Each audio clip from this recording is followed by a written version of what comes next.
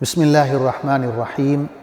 الحمد للہ رب العالمین والصلاة والسلام علی اشرف المرسلین نبینا و سیدنا محمد وعلی آلہ و اصحابہ اجمعین۔ ناظرین السلام علیکم۔ سیرت النبی صلی اللہ علیہ وسلم پر گفتگو کا سلسلہ جاری ہے اور یہ ہمارا آج کا 9واں پروگرام ہے۔ پچھلے پروگرام میں میں عرض کر رہا تھا کہ کس طرح اہل مکہ نے حضور صلی اللہ علیہ وسلم کو اور صحابہ کرام کو مختلف طریقوں سے تکلیفیں پہنچائیں، اذیتیں دیں، یہاں تک کہ سورہ کہف نازل ہوتی ہے، سورہ زمر نازل ہوتی ہے اور اس میں مسلمانوں کو اشارتاً کہا جاتا ہے کہ آپ ہجرت کر جائیں، مکہ چھوڑ دیں۔ تو ان آیات کے نازل ہونے کے بعد رسول اللہ صلی اللہ علیہ وسلم صحابہ کرام سے کہتے ہیں، خاص طور پر وہ صحابہ جو معاشرے میں کمزور تھے، کہ آپ لوگ حبشہ کی طرف ہجرت کر جائیں۔ حبشہ جس کا آج کل نام ایتھوپیا ہے، وہاں پر جو بادشاہ ہے نجاشی، وہ ایک عادل حکمران ہے اور اس کے ملک میں کسی پر ظلم نہیں ہوتا۔ تو صحابہ کرام کی ایک مختصر سی جماعت جس میں 12 مرد تھے اور 4 عورتیں تھیں، 16 لوگ، لیکن ان میں ایک نوبیاہتا جوڑا بھی تھا، حضرت عثمان رضی اللہ عنہ اور آپ کی زوجہ محترمہ حضرت رقیہ بنت رسول اللہ صلی اللہ علیہ وسلم، یہ بھی شامل تھے۔ اور یہ لوگ رات کی تاریکی میں اپنے گھروں سے نکلتے ہیں، اپنے ہی قبیلے والوں سے چھپتے ہوئے اپنے شہر سے رات کی تاریکی میں نکلتے ہیں اور مکہ کے قریب بحر احمر پہ ایک بندرگاہ ہے، اس زمانے میں آج بھی ہے، اس کا نام ہے شعیبہ۔ وہاں پہنچتے ہیں اور خوش قسمتی سے وہاں انہیں 2 کشتیاں مل جاتی ہیں جن پر بیٹھ کر وہ حبشہ چلے جاتے ہیں۔ اسی سال رمضان میں مکہ میں ایک واقعہ ہوتا یوں ہے کہ حضور صلی اللہ علیہ وسلم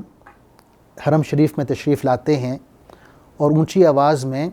سورہ والنجم کی تلاوت فرماتے ہیں، اور قرآن مجید ایک فصیح و بلیغ کلام ہے، کفار قریش بھی وہاں پر موجود ہیں، وہ سنتے ہیں، آپ پوری سورت کی تلاوت فرماتے ہیں اور قریش دم بخود ہیں، سن رہے ہیں، یہاں تک کہ آپ سورت مکمل کرتے ہیں، آخری آیت پڑھتے ہیں فَاسْجُدُوا لِلَّهِ وَاعْبُدُوا، کہ اللہ کو سجدہ کرو اور اس کی عبادت کرو، اور پھر آپ صلی اللہ علیہ وسلم سجدہ کرتے ہیں۔ مشرکین مکہ جو قرآن کی تلاوت سننے میں اتنے بے خود ہو گئے تھے کہ آپ صلی اللہ علیہ وسلم کے ساتھ ہی وہ بھی سارے کے سارے سجدے میں گر پڑتے ہیں۔ تو یہ ایک وقتی اثر ہوتا ہے ان پر، بعد میں وہ پھر جاتے ہیں اس سے، لیکن یہ خبر جو مہاجرین حبشہ تک پہنچتی ہے وہ ذرا مختلف انداز میں پہنچتی ہے۔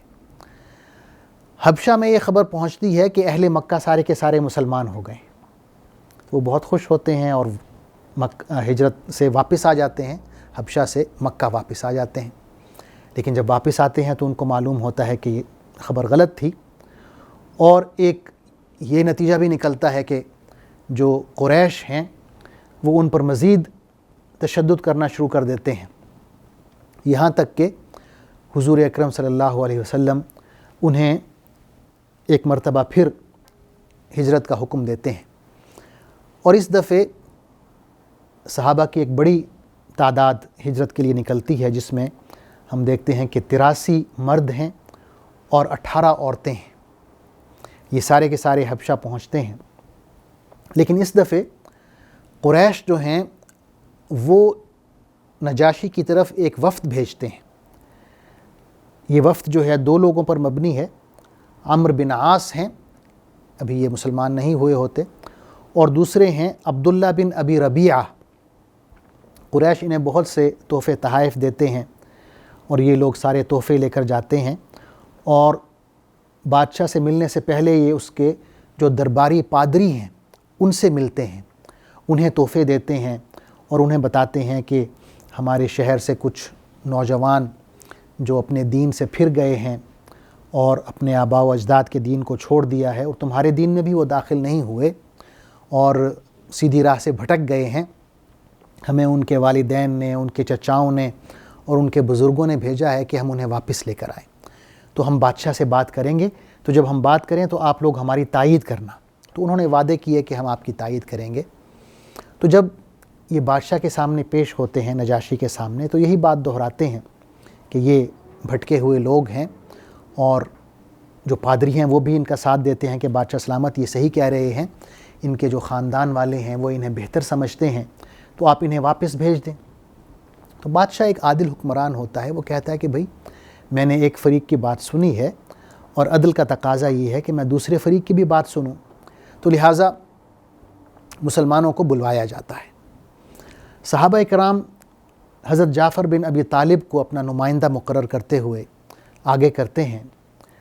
تو جب حضرت جعفر تشریف لاتے ہیں تو نجاشی ان سے پوچھتا ہے کہ یہ کون سا دین ہے جس میں تم داخل ہوئے ہو؟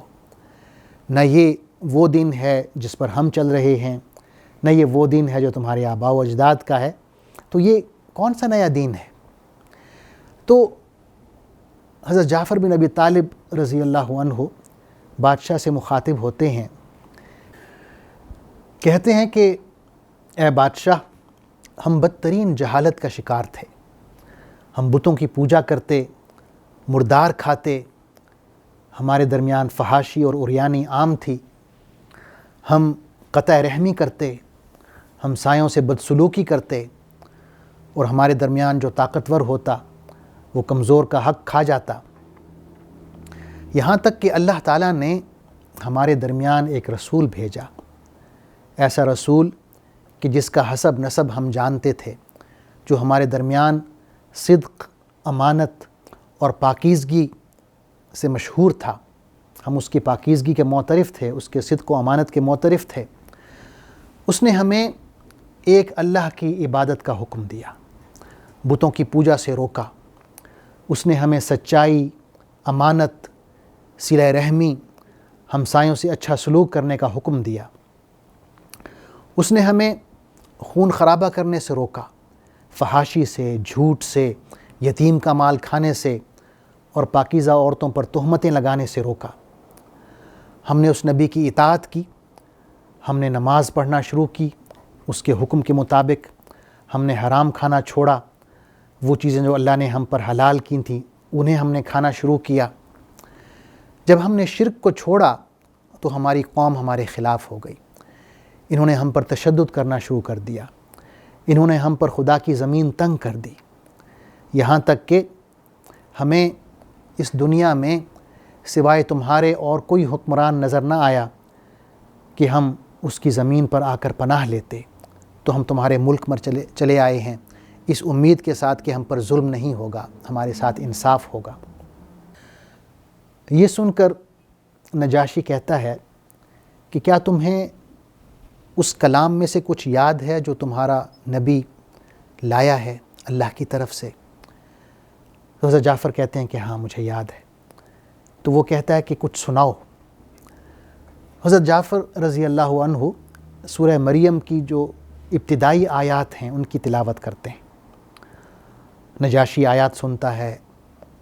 پادری بھی سنتے ہیں اور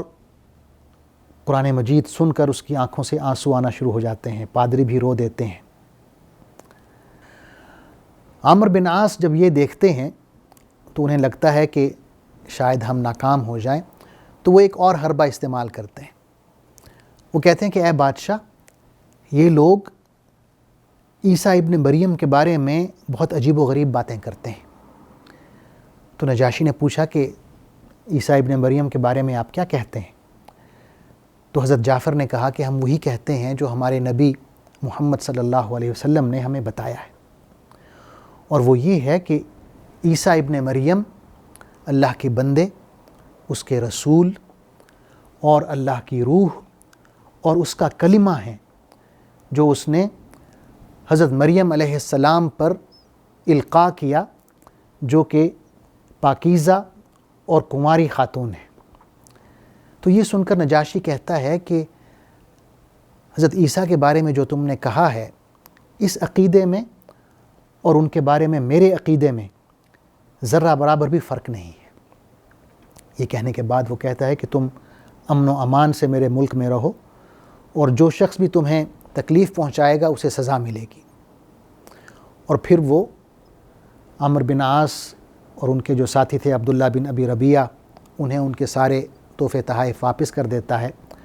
اور کہتا ہے کہ بھائی میں معذرت چاہتا ہوں، میں انہیں تمہارے حوالے نہیں کر سکتا۔ تو یہ جو وفد ہے قریش کا ناکام لوٹتا ہے، اور پھر قریش والے اس سوچ بچار میں پڑ جاتے ہیں کہ اب ہمیں کیا کرنا چاہیے، کوئی ایسا طریقہ ہو جس سے ہم اس نئے دین کا راستہ روک سکیں، محمد صلی اللہ علیہ وسلم کو دعوت کا کام کرنے سے روک سکیں۔ تو وہ یہ فیصلہ کرتے ہیں کہ اس وقت جو اہم ترین کام ہم کر سکتے ہیں وہ یہ ہے کہ جناب ابو طالب کو محمد صلی اللہ علیہ وسلم کی حمایت سے روکا جائے۔ اگر یہ حمایت بند کر دیتے ہیں تو پھر ہمیں بہت سے اختیارات حاصل ہو جائیں گے، پھر ہم ان پر یعنی محمد صلی اللہ علیہ وسلم پر ہاتھ ڈال سکیں گے۔ تو اگلے پروگرام میں انشاءاللہ قریش کے وفد کا ذکر ہوگا جو جناب ابو طالب کے پاس جاتا ہے اور ان سے یہ بات منوانا چاہتا ہے کہ وہ حضور صلی اللہ علیہ وسلم کو دین کی دعوت دینے سے روکیں۔ تب تک کے لیے اجازت دیجیے، اللہ حافظ، السلام علیکم۔ اللہم صلی علی سیدنا محمد وعلی آلہ وصحبہ وسلم۔ اللہم صلی علی سیدنا محمد وعلی آلہ وصحبہ وسلم۔